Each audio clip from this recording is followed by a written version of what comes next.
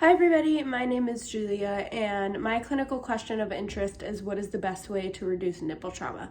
Some contributing factors to this clinical issue is frequent breastfeeding, skin issues, as well as lack of knowledge and education.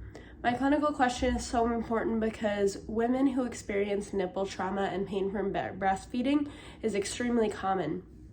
Breastfeeding alone can already be a very challenging and frustrating process, and individuals who are breastfeeding might need a lot of physical and emotional support.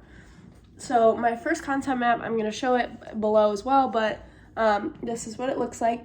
So it starts by showing breastfeeding and nipple trauma in the middle, which is my clinical issue.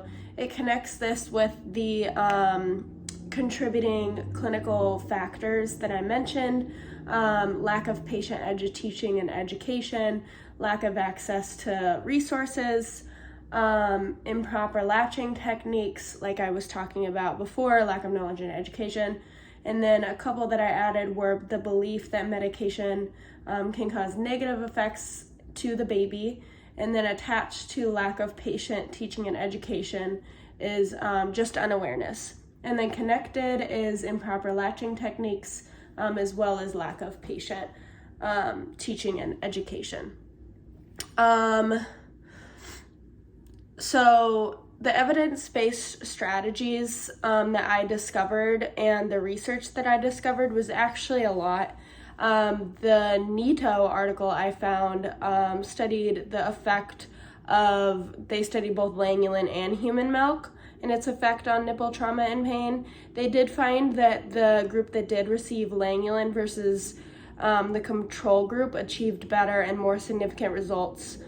Another study I found was the Ali Kamal article.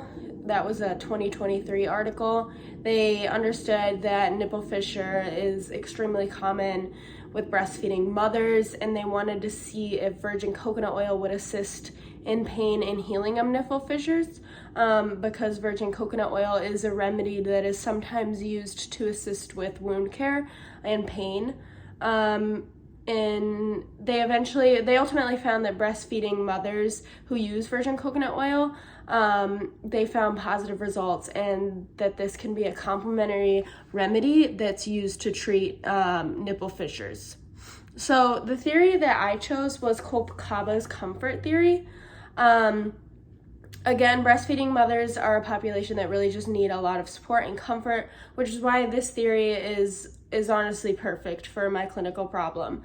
The comfort theory is really just based on holistic care and caring for the patient at times, their family, as well as their body, and them as a whole.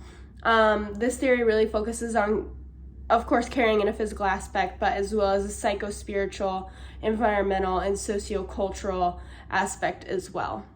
The other theory, this is my conceptual theory. This is what it looks like. I'll attach it below. So it is Kolkaba's theory along with things that I added to it. So first, it addresses the healthcare needs of the patient and the family. Added on to comforting interventions, which could be something as simple as applying warmth to the nipple area or addressing the needs of the patient and family and emotionally supporting them. This is connected with intervening variables, which are factors that are not likely to change. And then this is connected to enhanced comfort, which, like I was talking about, is holistic caring for the patient and their family as a whole.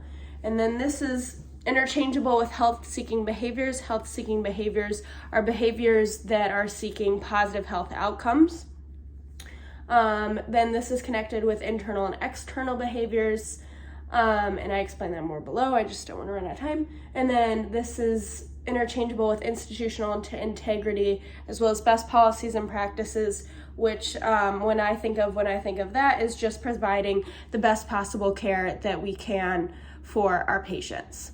The greatest aha moment I had when I linked these concepts, theory, and then ultimately the implementation strategies, I did not realize how important it is that breastfeeding mothers need comfort care. Not only, like I've said a couple times, this is very challenging, they most likely have a lack of sleep, frustration, they might have a lack of support. They just really are in a situation where they need comfortable care.